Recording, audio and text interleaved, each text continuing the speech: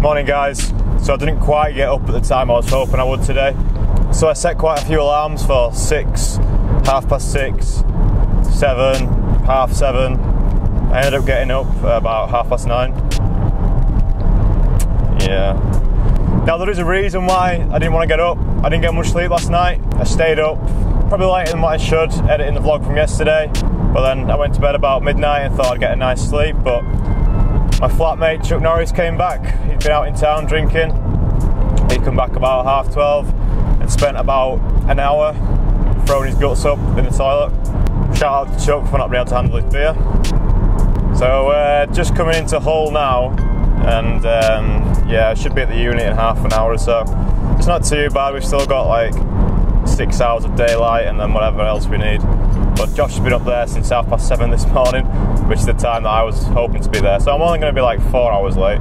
It's so sunny today as well. Like, I hope you can see me alright. I mean, I'm struggling a bit. I could do with some of those YouTube sunglasses that everyone else on YouTube seems to wear, like Monday London and Adam. They always seem to have some fucking Ray-Bans. Is that what I need? Do I need to buy some Wayfarers? Spend some like YouTube money? I'll probably just get some from like, I don't know, eBay or something. Yeah, so we're going to get the box back on today, but we're not going to put the shafts in yet because we need to change those drive shaft seals. So the box can go in and get in situ, can get the engine mounts all back on, but we can't put the shafts in yet, so there's no point putting the hubs back on or anything like that. So the Nürburgring's like 6 weeks away maybe? I think so. But we want the car finished before then anyway, so we can do a track day. So ideally I want the car finished in like 2 or 3 weeks. It's going to be tight. It's definitely going to be tight. I'm really stressed about this. You'd have thought the stress would have got me up earlier this morning, but knowing that I was going to bed late was keeping me up, and then I just couldn't fucking shut up after that, and that's why I slept in, because I just didn't get any sleep, but I'm still fucking knackered. Right guys, so I got a message yesterday off one of my friends. He's a Honda friend, but a local guy.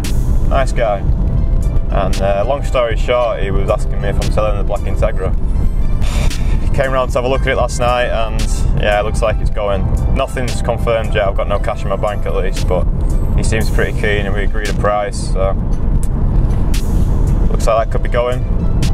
Didn't want to sell it, but you know, I've got nowhere to keep it at all. I mean, I'm having to keep the Integra at Josh's unit for now, and that's fucking, it's so far away from where I live. It's like an hour and a half drive just to go and see my car and work on it.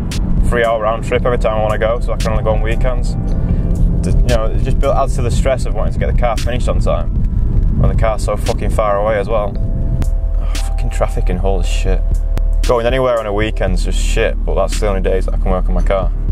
I don't know if you can see it behind us, but there's an F10 M5 just behind us. Now, on the bypass just down there in Mexico, we pulled on and I saw it was behind me, so I thought, alright, we'll see. So from 30 to 130 leptons, which is a unit of measurement that I've just made up and has no relevance on any other units of measurement ever. Nothing in it. Like, he was about 4 car lengths behind me to start with, and that's what he was at the end. Surely that car should smoke me, right? So maybe he was just at half throttle, but this car is genuinely fast. I know we slagged this car off a lot yesterday, but it wasn't the car's fault. It had a cheap tyre on, and it's pretty capable. If it can fight off an F10 M5. Right, so I'm almost at the unit now. The F10's still behind me. Hopefully it's not an undercover police car. Have Humberside Police got an F10 M5? Hopefully not. Yeah, I don't know how much filming I'll be doing today. I'll probably find enough time to do bits and bats along the way, but I'm going to be trying to concentrate on just getting some jobs done. So I'll catch you in a bit. 2 hours later. Right guys, I stuck to my guns and I've not done any videoing, but the gearbox is in. I'll show you in a sec. 330D got filthy on the way up. Can you really tell? I don't know. The chap that I bought the car off, Will, he sent me a text earlier because he's seen it on YouTube saying that I'm dissing it a bit, but it is still a good car. Right, I'm happy with it, it's really good. Just a shame that we had the issue on Friday night, which kind of delayed us here today, but we've cracked on. Box is in. Show you quickly if you want. It's just a gearbox in a car, but it's all nice, I guess. Josh is just grinding away some carriers for his front brakes. So he's doing some work on his car today. We'll have a look at that. He's just fitting some Accord Type R twin pots on the front of his Civic. So they're obviously bigger than what was on it before. I think he had 262 calipers on it now. Now he's got some 300mm discs and some EBC blue stuff pads. Pete's up as well. Pete, Mick says hello. Right, Mick. See? Mick. Pete was saying hello to you then. Yeah, you've got a new internet friend now, Pete. So, the box is in. I'll wait till Josh finishes. I'll just leave it over there.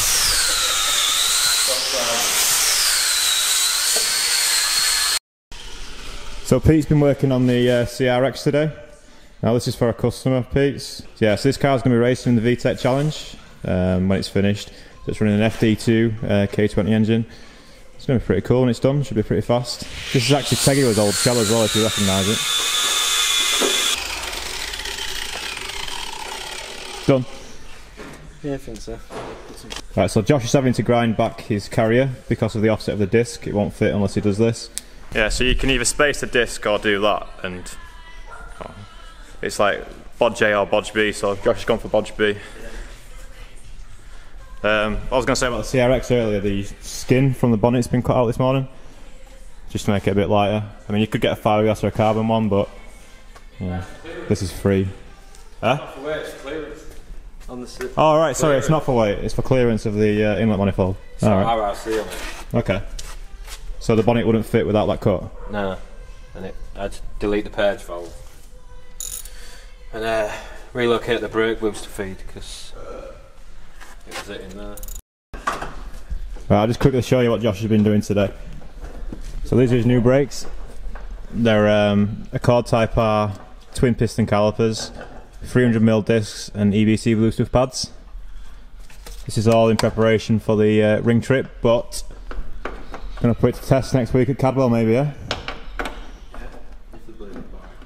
So we might be at Cadwell next week in this. So if we come down here as well, there's some changes at the back. So we've got a 24mm rear anti-roll bar. Now these cars don't come with roll bars at all from factory, so this should make a big difference. And he's got the trailing arms from his track car. Let's put these on here. Yeah, so he's got brand new rubber trailing arm bushers, brand new rear camber arms. And then these are EK9 shocks, so should be pretty good. Maybe no track day on standard suspension. Oh, maybe Primera. Yeah, yeah. That's what I wanted, like, I wanted the Primera on steroids. Now, Josh, everyone's going to be wondering why you're running drums. So, do you want to tell us your reasons why you're running drums? Because I don't need discs. You don't need discs? Not with AM bias, and they lock up and make flat tyres like you. Just to make a point on this, because I know everyone's going to be commenting why they're not putting discs on there. Josh's car did a what, 138.9? Was it? Like 1/10 off the lap record. Yeah. So Josh's car was only 1/10 of the front wheel drive lap record at Cadwell whilst running these drums. And the braking performance was pretty good. If you've seen the video of me and Josh out on track, which is the, was it K24 EK versus K20 DC2 track battle I did a few months ago. Put a link here if you want to watch it, you can watch it. Yeah, so me and Josh had a good play, and the braking performance between my car, which is on spoon, 4 pots, and then this at the back compared to Josh's, which was just on normal EP3 brakes. Even though Josh's was slightly lighter, probably, but not enough to make a big difference. The braking performance, there wasn't much in it at all, really. So drums seemed fine, they seemed to work for Josh. Obviously I wouldn't do them because, you know, I'm not a pikey, but if they work for you, it's fair enough, yeah? Right, I've decided to change my plans for my car as well. Now, instead of rushing about trying to get the aero all done in time for the ring and a track day before, I'm just going to leave it pretty much as it is now. We're going to get a new front bumper and new front headlights. I've been speaking to a guy called James this morning who's going to sort us out. So I'm going to be fitting a completely OEM front bumper, but I'll stick my PCI front lip on there, so it should look pretty cool at least. But I'm not going to bother even with the front splitter for now, I'm just going to keep it as it is. Now my reasoning behind that is, I bought the bigger tyres off Josh, the 255 and the 17s, and I bought the wheels off him as well. I think I said that in a video. And I was going to go just mental with it before the ring, but if I do all that and then go out and I'm not happy with the car, or I can't get used to the car's performance, and I end up not being able to achieve my target, that'll be shit. And I mean, I've been to the Nürburgring 2 or 3 times now with the K-swap, and I've got so close to the 8-minute barrier that the only thing that was standing in my way was traffic, and being as we're on a track day, we should be fine to get through it without all the aero and stuff like that. So my plans are now just to keep the car pretty much as it was before. We're going to have a few upgrades here and there, obviously with the braided lines and the bias valve. And we'll have a bit less weight, obviously, because I'm still going to fit the fiberglass doors. But on the whole, the car's going to stay mostly as it was last year for now. When we get back from the ring, we'll continue with the aero stuff and fuck about with that on UK tracks. But as everyone knows, the Nürburgring's quite a daunting place, and it would absolutely kill me if I went out there with my car with all these different modifications from last year. And I doubt it'd be slower, but imagine if it was slower after all that. You know, this aero, it's all guesswork. We're only messing around, and it's quite a lot to ride on it from a ring trip. So that's my reasoning behind it. I'm just going to leave it mostly as it is. A few little changes, but mostly as it is, and we'll just go out and smash it. My 804 lap that I did when we first case swapped the car was only on like knackered old 205 square tyres. We had worse brakes, normal coilovers and things like that. I don't need all that to go sub 8. I don't need the aero and the wing. Another thing is I don't want to kind of tell myself the reason why I got a sub 8 lap was because of the aero, because it wouldn't be. It would be because the car is capable of the under 8 minute target as it is. I know it is. So we're not going to go nuts. We're going to save time. The car should only take now maybe another weekend to finish, which would be nice, and then we'll be good. But I do need to find some seats. We'll get some seats in it. The braided line should be here next week. And then, yeah, I've got some braided fuel lines coming as well. So we've got quite a few jobs to do, but imagine those jobs and then on top of that building a splitter and building a rear wing and testing it out and stuff like that. It's just too much to do. So we're going to leave it.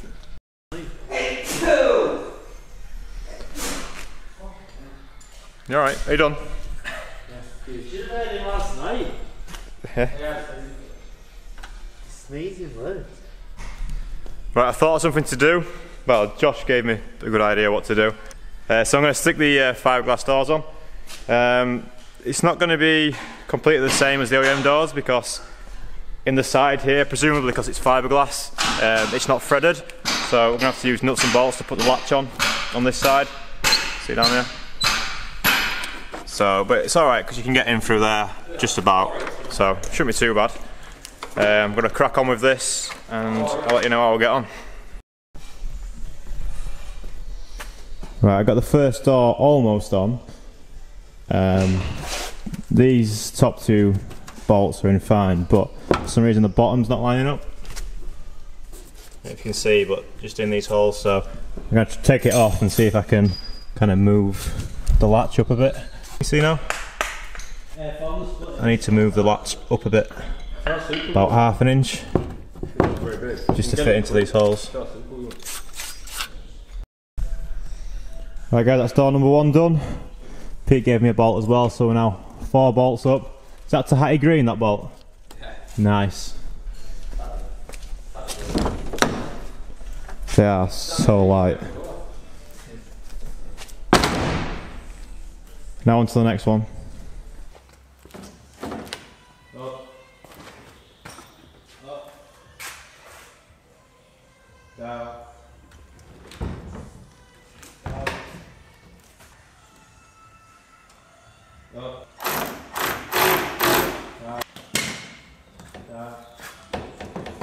Fucking locked.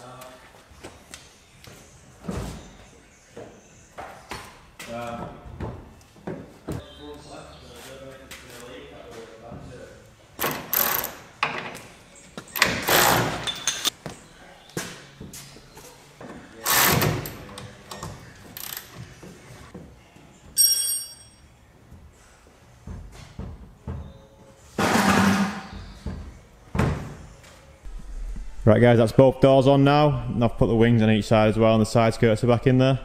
I've put the rear spoiler back on as well. So exterior wise, we've just got the new headlights and bumper to collect and then fit. Now the guy's down south, so hopefully I can meet up with him somewhere and make that a bit easier because I don't fancy posting a bumper. Joss is just trying to set his anti-roll bar.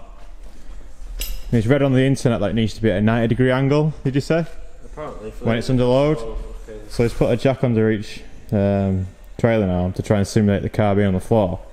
And now he's trying to set his roll bar. How's it going? Not near 90 degrees. Staying like that, I don't care now. What's that now, like maybe 100 degrees? Fucking knows. I don't know really. You've had a long weekend on this car, haven't you? Yeah. Right guys, I'm going to call it a night at that. So we've got the gearbox back on, doors are on, and we've started assembling the rest of the body. Spoilers back on, wings back on, and the side skirts are back on as well. Have you seen my mirrors? Have I showed you my mirrors? I'm real happy with them. I don't know what make they are.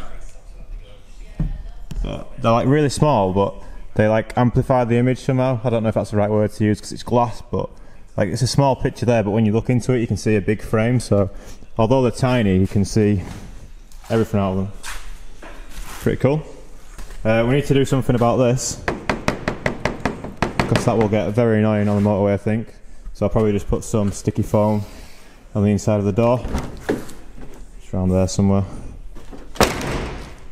They're super light though.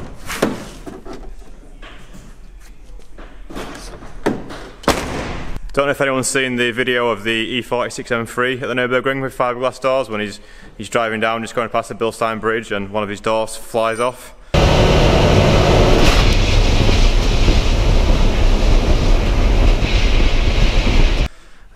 Hopefully that doesn't happen when we go back.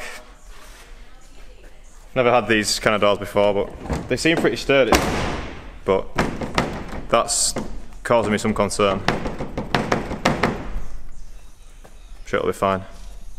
Hopefully next weekend we'll have the braided brake lines and fuel lines in so we can make a start on that. That's going to be about it really. After that, that's all I'm interested in doing. We need to find some seats. I've still not found any seats yet. I'm going to continue looking for some. If I have to, I'll take the pole positions out of the E36, but I'd rather not do that because I quite like them in that car. They suit it quite well. And the pole positions, I've done a couple of ring trips in them now, and I don't know, I fancy more of a racing seat, because the pole positions are like a GT seat kind of thing, like they're really comfortable, and you can use them on track as well, but they're not as supportive as some other seats. I've lost a bit of weight as well since last year, so I do float about the pole positions a bit. Would be nice to have something a bit tighter. So I'm going to carry on looking, but if you've seen anything, let me know, or if you know if anyone's selling anything. Ideally I'd like a pair of red Recaro SPGs. I don't want them enough though to pay brand new prices, so that's what my issue is. But yeah, if you've got anything, or if you know anyone that's selling anything, let me know. Yeah, I'll try and sort out this week picking up the new front headlights and front bumper. Yeah, keep up to date on that on Instagram and Twitter if you want. But if not, I'll see you in the next video. Bye, Josh. What? Bye, Josh. Bye. Bye.